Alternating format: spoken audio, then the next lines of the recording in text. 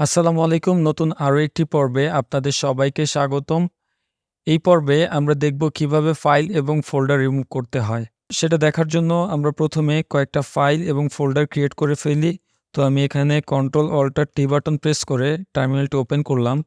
Open করার পর আমি সিডি তারপর DES এরপর ট্যাব বাটন প্রেস করব। প্রেস করার পর এন্টার বাটন হিট করে আমরা ডেস্কটপ লোকেশনে চলে আসব। তো এই কমান্ডগুলো কিভাবে কাজ করে আমি ইতিপূর্বে আপনাদেরকে দেখিয়েছি। যারা দেখেননি তারা আমাদের প্লেলিস্টে একটি একটি করে দেখবেন। আশা করি সেখানে খুঁটিনাটি সব বিষয়বস্তু আপনারা দেখতে পাবেন। কথা না বাড়িয়ে আমরা এই পর্বের যে আলোচ্য বিষয়টা সেটা আমরা দেখি। তো এখানে আমরা কয়েকটা ফাইল ক্রিয়েট করি। তো ফাইল ক্রিয়েট করার জন্য আমরা জানি টাচ কমান্ড ইউজ করতে হয়। এরপর ফাইল 1, ফাইল 2, ফাইল 3 এরপর এন্টার বাটন হিট করলাম। এখন আমরা চাচ্ছি কয়েকটা ডিরেক্টরি ক্রিয়েট করতে বা ফোল্ডার ক্রিয়েট করতে।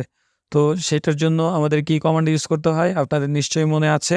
আমাদের mkdir এরপর ফোল্ডার 1, ফোল্ডার 2, ফোল্ডার 3 তিনটা নাম দিয়ে আমরা এখন এন্টার বাটন হিট করলাম। তো এই তিনটা নামে তিনটি ফোল্ডার ক্রিয়েট হয়ে গিয়েছে। আমি আরেকটি ফোল্ডার ক্রিয়েট করি। আচ্ছা, সেটা পরে করতেছি। এখন আমরা যদি চাই কোনো ফাইল আম আমরা মুভ করতে, আমরা চাচ্ছি এই ফাইল 1টি ফোল্ডার 1 এর মধ্যে মুভ হবে। তো সেটা আমরা কিভাবে করব আপনারা নিশ্চয়ই জানেন। এখান থেকে আমরা সিম্পলি ড্র্যাগ করে দিব। তাহলেই এই ফাইলটি এই ফোল্ডার 1 নামে যে ফোল্ডারটি আছে সেখানে মুভ হয়ে যাবে। আমরা যদি এখন ফোল্ডারটাও এই ফোল্ডারের মধ্যে মুভ করতে চাই সেটাও আমরা পারবো। সো এই বিষয়গুলো আপনারা সবাই জানেন, এখানে জানানোর কিছু নেই। এখন কথা হচ্ছে যেহেতু আমরা লিনাক্স শিখতেছি, তো লিনাক্সে আমরা কমান্ড লাইন শিখতেছি। এখন কমান্ড লাইনের থ্রুতে আমরা কিভাবে ফাইলস এবং ফোল্ডার মুভ করব। এখন অনেকে বলতে পারেন যে আসলে ফাইল এবং ফোল্ডার তো এভাবে ড্র্যাগ করে মুভ করা যায়, তাহলে আমরা কেন কমান্ড লাইনের থ্রুতে মুভ করব।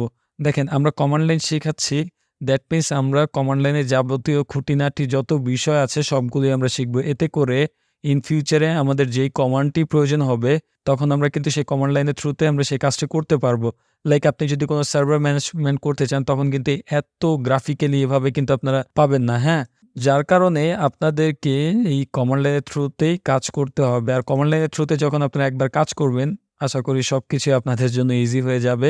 আমরা এখন একটা কাজ করি, এগুলো রিমুভ করে দিই। তো এগুলো রিমুভ করতে গেলে আমরা কমান্ড লাইনের থ্রুতে রিমুভ করি। কিভাবে রিমুভ করব আপনারা নিশ্চয়ই জানেন। আমরা এখানে ls দিব, দিয়ে একটা লিস্ট দেখে নিব।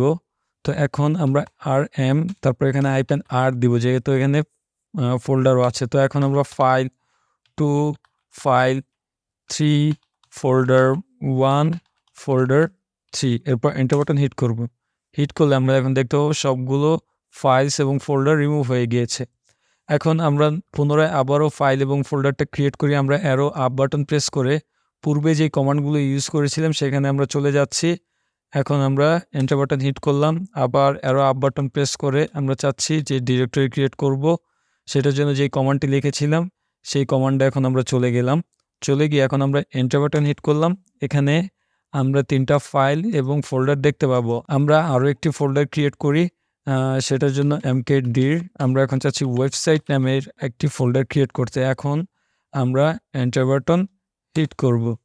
তো এখন দেখতে পাচ্ছি যে আমাদের ওয়েবসাইট নামের একটি ফোল্ডারও ক্রিয়েট হয়ে গিয়েছে। তো কথা হচ্ছে যে আমরা এগুলো মুভ করার জন্য কোন কমান্ড ইউজ করব।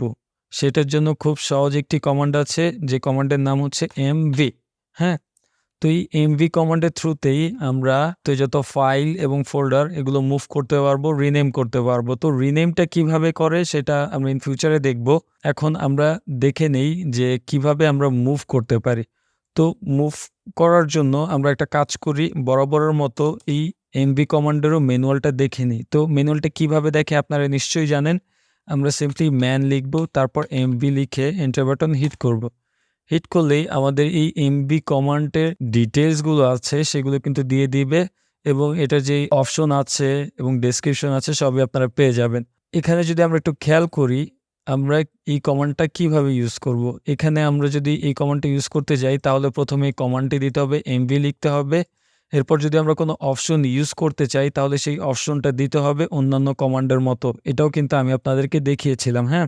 যে অপশন কিভাবে ইউজ করতে হয়। এগুলো আর নতুন করে বলছি না। আপনারা যারা দেখেননি তারা আমাদের প্লেলিস্টের শুরু থেকেই দেখবেন। আশা করি লিনাক্স কমান্ড লাইনের খুঁটিনাটি সব বিষয়বস্তু আপনারা জানতে পারবেন।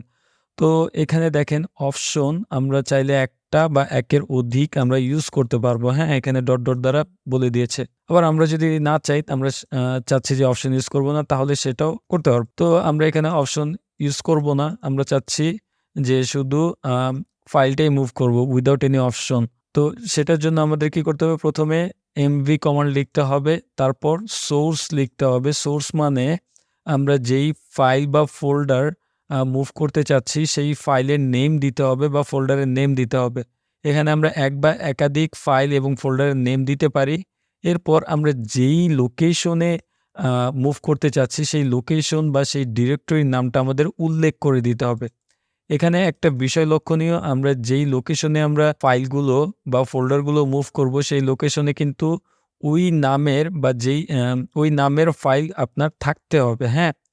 সো এটা মাস্ট, আদারওয়াইজ সে কিন্তু রিনেম করে দিবে বা এররও দেখাইতে পারে যদি মাল্টিপল ফাইল হয় সেক্ষেত্রে, হ্যাঁ? তো এখানে আপনার মেইন যেই কাজটি করবে, যদি আপনার ওই নামের ডিরেক্টরি না পায় তাহলে সে সিম্পলি রিনেম করে দিবে। তো রিনেমটা কিভাবে করে সেটা আমরা পরে দেখব। আগে আমরা দেখি কিভাবে আমরা এই ফাইল এবং ফোল্ডার মুভ করতে পারবো। এই প্যানেল থেকে বের হয়ে যাওয়ার জন্য আমরা কি বাটন প্রেস করলাম।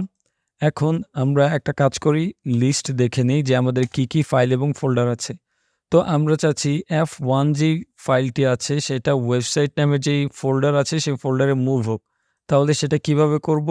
আমরা ফার্স্টে এমভি লিখব, এরপর ফাইল লিখব, তারপর ফাইল 1, দ্যাট মিনস এই ফাইলের যে নেমটি আছে সেই নেমটা কিন্তু আমাদের দিতে হবে, হ্যাঁ?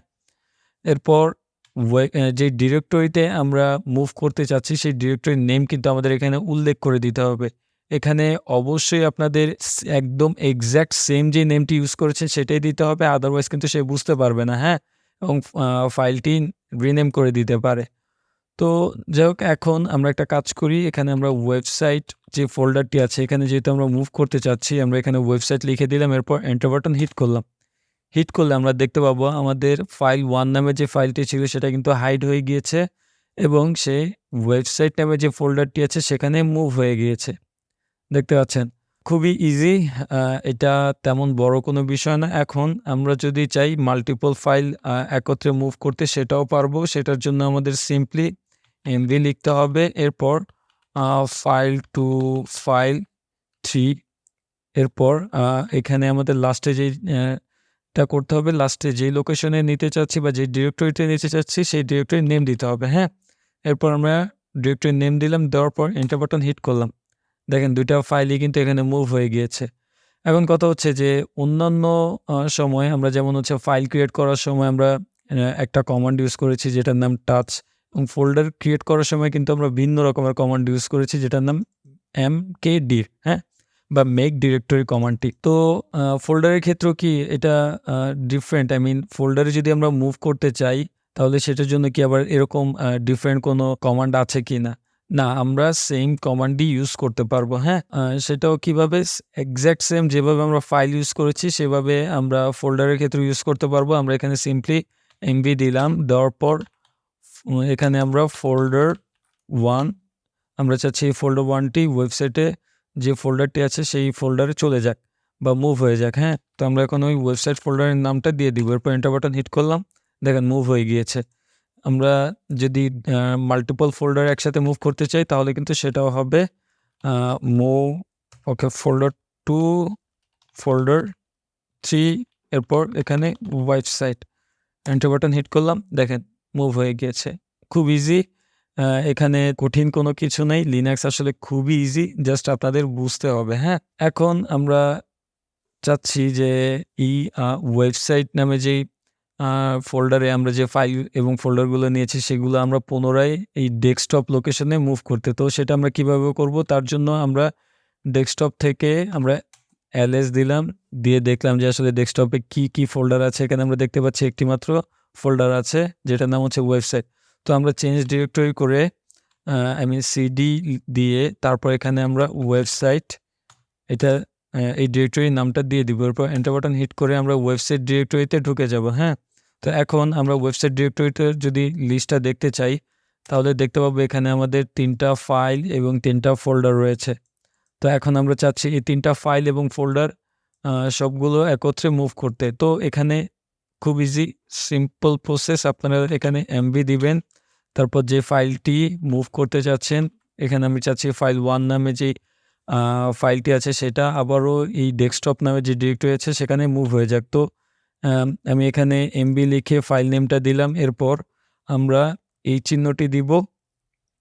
হ্যাঁ, এই চিহ্নটা ট্যাব বাটনের কিবোর্ডের ট্যাব বাটনের ওপরে এই চিহ্নটা পাবেন। এটা ইতিপূর্বে আপনাদেরকে বলেছি।